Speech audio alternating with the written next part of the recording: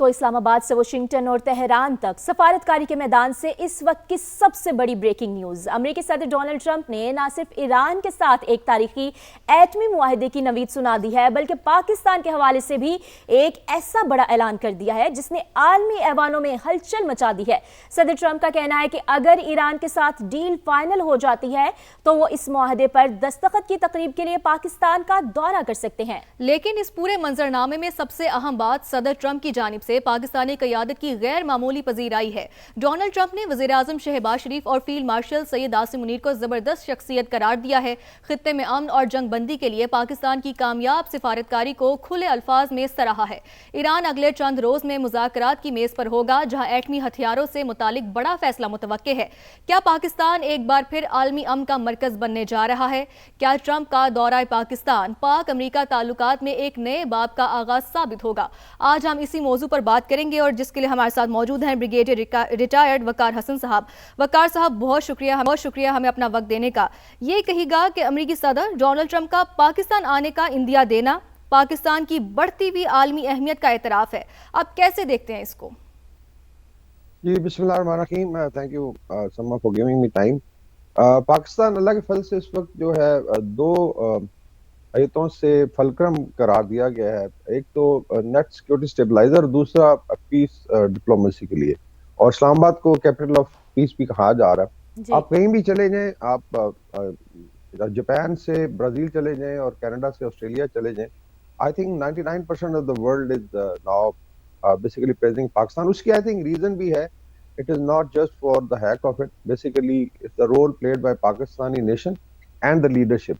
अभी भी आप देखें कि जितनी हेक्टिक शटल डिप्लोमेसी हो रही है कि दो एक्सिस पे मूव है, जो है फील्ड मार्शल हैं वो ईरान में है, उसके बाद शहबाज शरीफ साहब सऊदी अरेबिया कतर से होते भी यहाँ तुर्किया पहुंचे हैं, और इंशाल्लाह अंतालिया फोरम में एक बहुत बड़ी डेवलपमेंट होने जा रही है।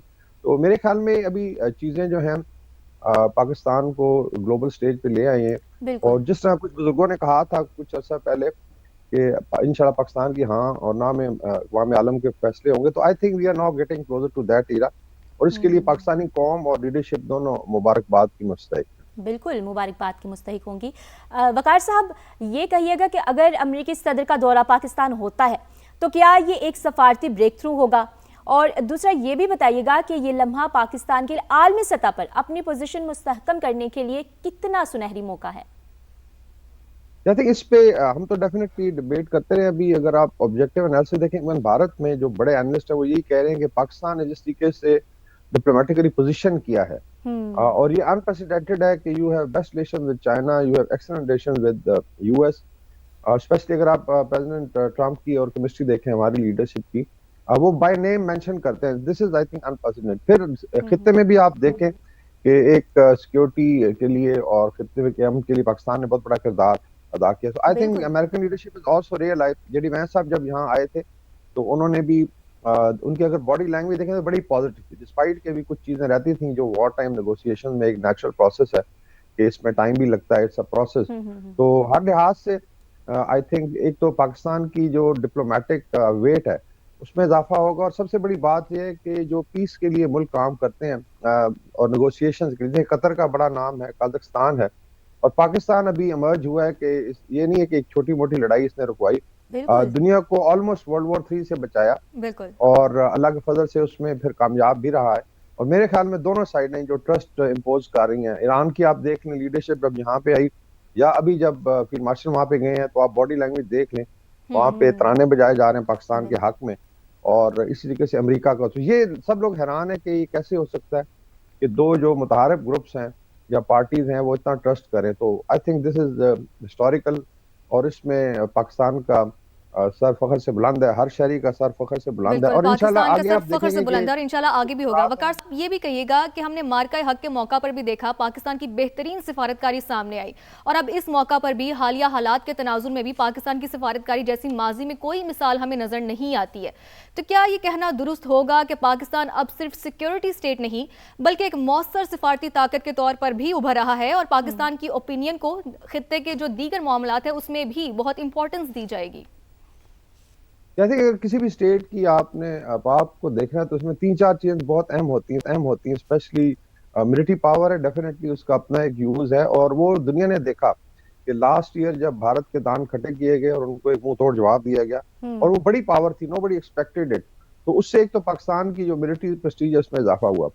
दूसरा आ जाता है आपका डिप्लोमेटिक बेसिकली वेट कितना है and how how it is played, और इसमें I am sure minister foreign affairs हमारी जो है उनकी टीम है, इसी तरीके से मिलिट्री की अपनी टीम है, फील्ड मार्शल यासिम मुनीर की, सागडार साहब की टीम है, शहबाज शरीफ साहब हैं, एंड आई एम श्योर इसके अंदर बहुत सारी इनपुट है, मीडिया की भी अच्छी सजेशंस गई हैं, इसमें समा ने बहुत बड़ा किरदार अदा किया। और तीसरी फिर आ जाती है इकोनॉमिक पावर, जिसमें डेफिनेटली डेफिशिएंसी रही है, लेकिन अभी आप देखेंगे जो नया मंजरनामा बन रहा है, अभी सऊदी अरेबिया के साथ आपने देखा है कि ऑलमोस्ट 8 अरब डॉलर के पैकेज पे ऑलमोस्ट चीजें मुकम्मल हो गई हैं, और उसके अलावा आप देखेंगे जब ये खित्ता अमन की तरफ जाता है चीजें खुलना शुरू, जस्ट इमेजिन ईरान बीइंग, आप कहते हैं कि मेन स्ट्रीम हो जाता है, ट्रैवलिंग आसान हो जाती है, बिजनेस, तो बहुत ज्यादा पोटेंशियल है। I think it will be in trillions of dollar जो रीजन जो है इसका बेनिफिट ले सकता है। दूसरा, पाकिस्तान ने दुनिया को इकोनॉमिक कैटास्ट्रॉफ से बचाया है।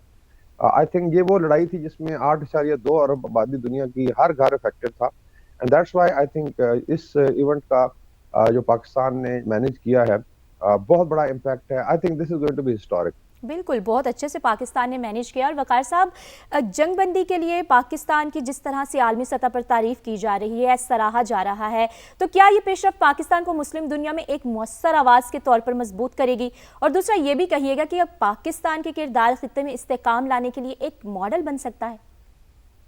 ये भी मेरा इंसिडेंटली 3 दिन पहले I was with the Saudi channel, वहां पे ये डिस्कस हो रहा था कि पाकिस्तान जो है इट्स नॉट ओनली कि मिलिट्री स्ट्रेंथ है, एक मिलिट्री इंडस्ट्री है। फिर आपने देखा होगा कि पाकिस्तान का जो हार्डवेयर मिलिट्री का वो काफी मुल्कों ने इंपोर्ट किया है या वायदे हुए हैं, लाइक अजरबैजान है, नाइजीरिया है। तो स्पेशली बनियान मसूद के बाद आप देखें कि चीजों में बड़ी चेंज आई है। So it's not only expertise but also quality of hardware, और वो कह रहे हैं जी कि we would like to get benefit, Pakistan is a missile power, पास एक न्यूक्लियर अम्ब्रेला है। तो जो स्ट्रक्चर बन रहा है उस पर आई थिंक थोड़ा सा जिक्र करने के, अभी अंतालिया में आज यहाँ पे साइड लाइन पे शायद जो 4 नेशंस का इसको बेसिकली कुछ लोग जो है वो स्टेप कह रहे हैं, this is Saudi Arabia, Turkey, Egypt and Pakistan. ये एक नया आई थिंक फ्रेमवर्क बनेगा जिसमें we will not need anybody to protect us, अगर हम आपस में मिल के करें। लेटर ऑन हो सकता है इसमें ईरान भी ज्वाइन करे एक स्टेज पे, तो ये आई think this will be guarantee of peace, and I am sure Islamic world ये जो है, और इसके अंदर पाकिस्तान का एक कलीदी रोल होगा because of its prowess and nuclear umbrella, और तुर्किया की टेक्नोलॉजी है, फिर सऊदी अरेबिया की फाइनेंशियल पावर है, और इजिप्ट के पास माशाल्लाह बड़ी अच्छी फौज है। तो मिलके I think we can manage it. We can manage this, और होपफुली कि आगे आने वाले वक्त में पाकिस्तान एक और बड़ी ताकत के तौर पर उभरेगा। ब्रिगेडियर रिटायर्ड वकार हसन साहब हमारे साथ मौजूद है, बहुत शुक्रिया आपका समा को वक्त देने